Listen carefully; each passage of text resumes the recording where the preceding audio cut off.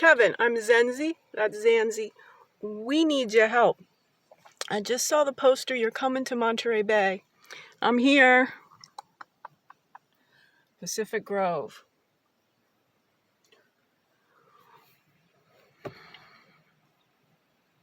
Where I've been homeless for 3 of my 4 years by the time we get to meet.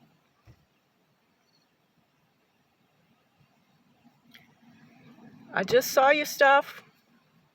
I can't register for the thing because I had to have some QR code. No, we wouldn't want any homeless people coming to the talk on the homelessness.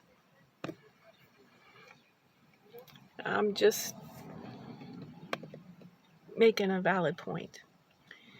But I'm also in a mood because I just looked at being evicted from the Trader Joe's parking lot for simply showing up early on a Sunday morning.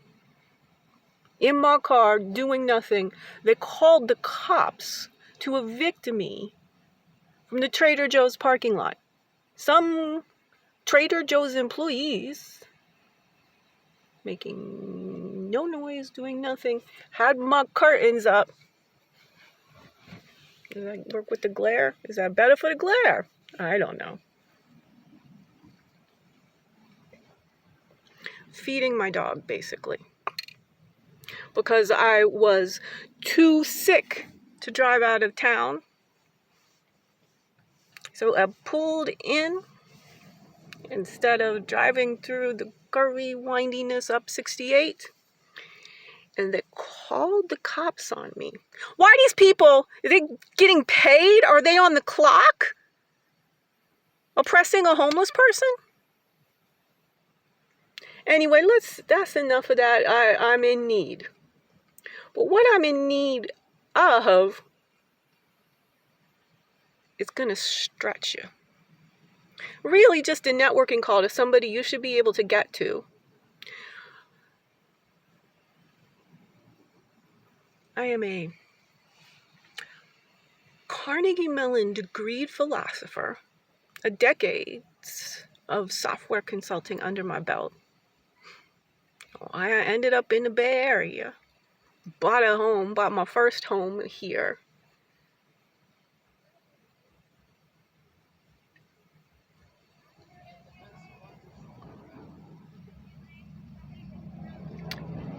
I was poisoned by a toxic mold exposure. I got better just as the pandemic happened.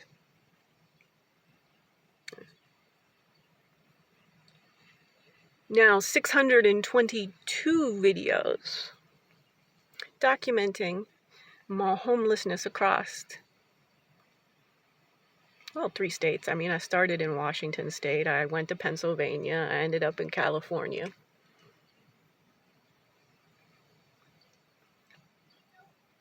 Places where I live, places where I thought there should be resources, where I thought there would be humans who... This society is failing fast. And the beliefs that we have about homeless... I am astounded that one adjective takes away all of the rest of everything that's so vibrantly alive with me. It's preposterous. And this is actually the thing, I think just about everyone, despite them having homes and nutrition and stuff, they all ultimately are either leaving me to die because they're evil, or they think I'm better off than they are. And in a certain way, when we're talking about freedom, when we're talking about nobody's forcing me to oppress anybody else. I've gotten out of plantation capitalism. And it's all socioeconomic. I got all my books. This is my shtick. I am the founder of #StandUp Philosophy, my own private brand, which again, right here, it's coming through me now that we got through that early bit. I do Socratic improv. So right here, I'm literally on the page. The orchid and the dandelion. This is a UCSF pediatrician talking about what different physiological archetypes of children. Of course, I'm an orchid. Zanzi as well. We're also both autistic. He makes, the chimps, and he brings up Robert Sapolsky. I could bring him into here. But we're at a point where I need funding for my work. I need startup capital to become a stand-up philosopher. I'm going to do that with a Netflix streaming special. Hashtag Breaking Brilliant. Well, the special's hashtag Redheaded She-Hulk. That's my autistic philosopher self. Bill Bixby. Lou Ferrigno. Anyway, that didn't... I can't see myself. The reflection is... I don't care whether you can see. I can't see myself. I don't know what I'm saying, what I'm doing. I don't know which is better. I don't like this. I don't like the reflection. I can't. This is actually... Yeah, you gotta have... I'm so traumatized by how people have treated me. It's just be brief, Yo! We cannot save our species from self-extincting in twittidinesses. I'm not okay with the redeeming of the term. I don't know what to do with any of that. I'm a special child. I mean that just in a generic sense, but also quite literally. Now, here's the deal. I am able to be the next Jane Goodall, even though she got a lot of head start on me. And I mean, Zanzibar is the island off of Tanzania where she and her chimps. And I've got some really good videos lately of me reanimating Zanzi at 56. So right here, point out this name right here, Doug Adams. No, Doug Abrams, I'm so sorry. Doug Abrams, I keep doing that. We're going to start all over again? No, we're not. This man is very, very agreeable man. Also, you'll see his name right here on the Book of Joy, underneath the Dalai Lama and Desmond Tutu. Told you in an email about the Dalai Lama.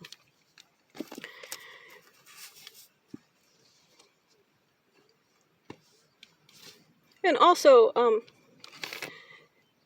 just as an agent, BKS Iyengar, Yoga. It's a very interesting book, and you're not going to see this coming. That will never work. He's also the agent of the founder, who's not Reed Hastings, of Netflix streaming deal.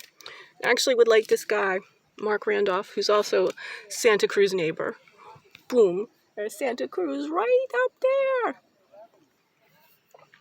And actually right out in the wilds where I usually sit, you see over to Live Oak where, again, I was evicted for being at the library too early. I'm trying to read a book called Spark about my speciality. I'm the Globe's original consulting philosopher of physiology. I specialize in bio-electromagnetism, consciousness, life-centric thinking, my proprietary brand of thinking, quantum physiology, and trance dance. Lots of stuff there, but all of it is down to this.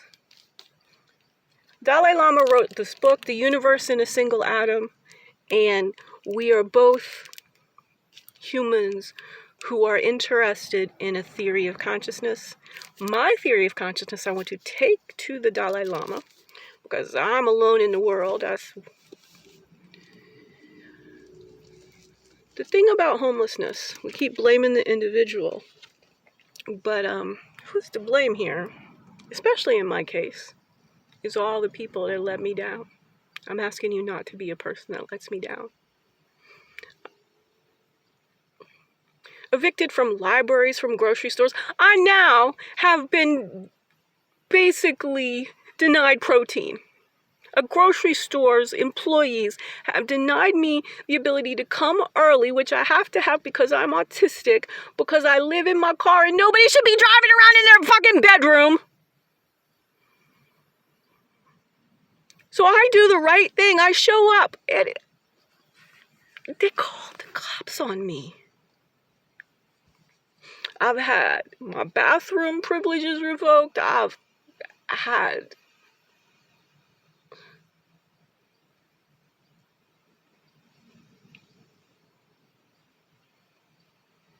to live through torture for 4 years. And the whole time, I'm sitting here pitching to figure out how to build an entercation empire. Hashtag breaking brilliant. Whereas those men made meth, this woman wakes wisdom. I'm the one that shouts, mama says knock you out. Don't call it a comeback. I'm Fresh Prince from scratch. Oh, there's a lot going on here. I mean, it's an entercation empire. But right now, what I want to do is get to Doug Abrams. You can't help the fact it's close to another name. Because to get to Jane Goodall and talk to her about my theory of consciousness, she mentions something very close, and to talk about one of the biggest scientific conundrums we have. Gene theory has proven to be lackluster at best when it comes to the facts that we are 99% genetically identical to bonobos and chimpanzees. Even Jane and I can assert that we are not really that similar behaviorally and in our beliefs about ourselves. We should tone them down.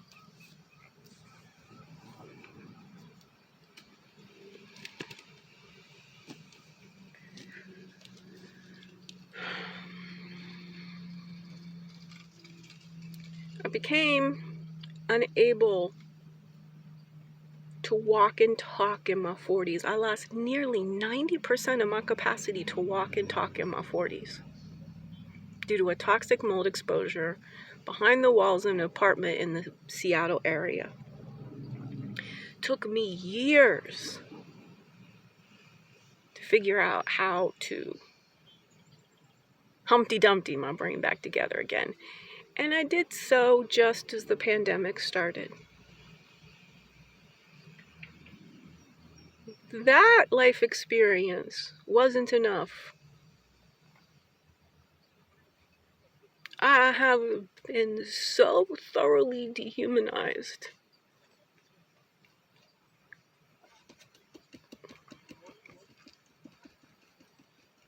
But just about everyone. There's an asterisk here and there. But I've not had one substantive conversation about helping me earn money. You see, all anyone tries to do is force me into charity. And there's so many people that need charity that can't access it. And I'm perfectly capable of building my own job, my own company, my own education empire. But I do need help. And that's been denied me. So what I'd like to do, you've got a team, you're going to vet me. Let's get Doug and Mark, they're friends. Santa Cruz neighbors with wealth. Doug runs Idea Architects. He's got a firm. He's got this icon series. Yeah. It's Jane and, again, the Dalai Lama and the Book of Joy, the Book of Hope. I like to pitch him. The Globe's original iconoclastista of life-centric thinking. The book of life-centric thinking. Life-centric thinking, it's the thing that can unite all 8 billion of us. It brings together bleeding edge neuroscience and ancestral wisdom. As I said, I've in doing all of the regression thinking of my theory and sorting consciousness and autism and a lot of chronic disease and mental illness. I go and see who knows what about consciousness. What do they think? The emptiness and the impermanence of the Tibetan Buddhist tradition is fantastically accurate. It's quantum physiology. You got to go and use Niels Bohr's concept of the complementarity, wave and particles. What is it? Depends on who's looking and how they look. Same with human functioning. But once you have consciousness, and I haven't just filtered there in the theory of this esoteric thing, I've went and asked, well, what about physiology? What about a body, mind, and soul integrated human physiology? Done that too. So this is a real quick tour through my work, through my potential, and through an opportunity. To come into the Monterey Bay, April 24th. How do you want to play this? I'm ready to film a little documentary. I'm ready to, work with you or your team. Fine, your team.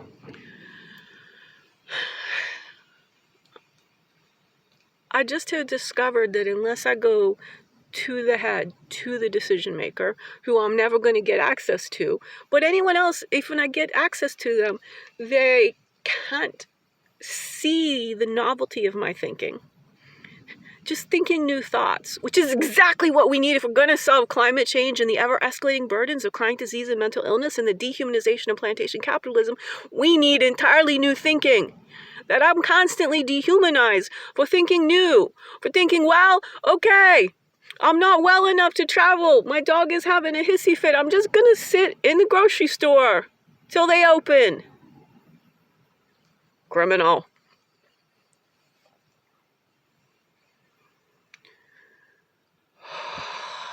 Takes a lot.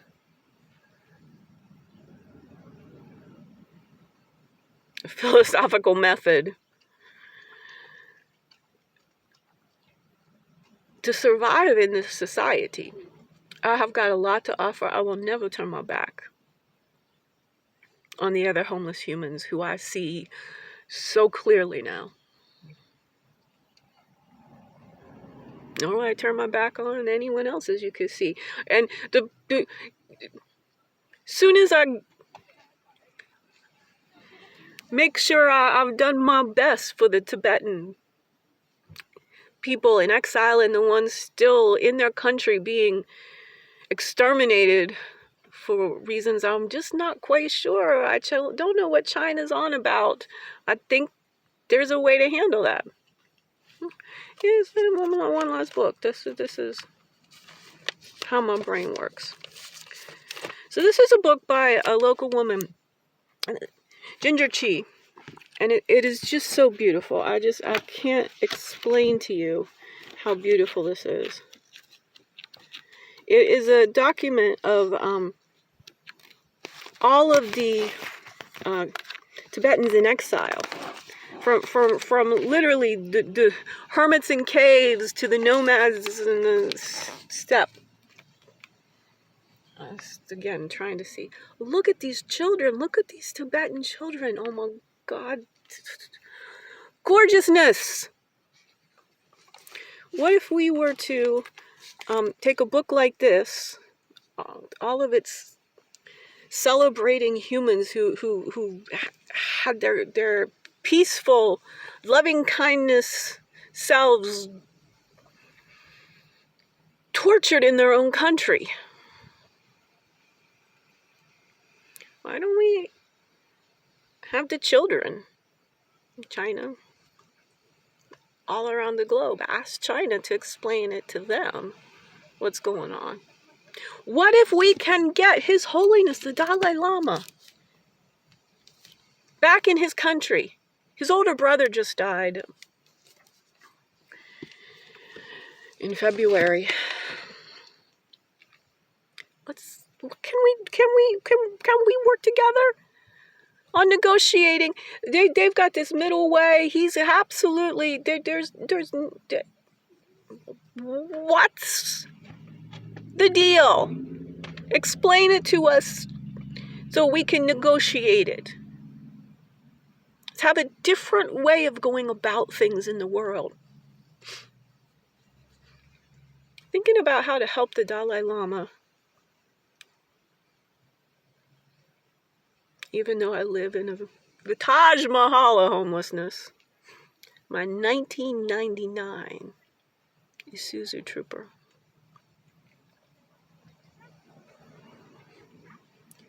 Change how we believe homelessness occurs, what's going on, and how humans must be treated as humans in every way, shape, and form.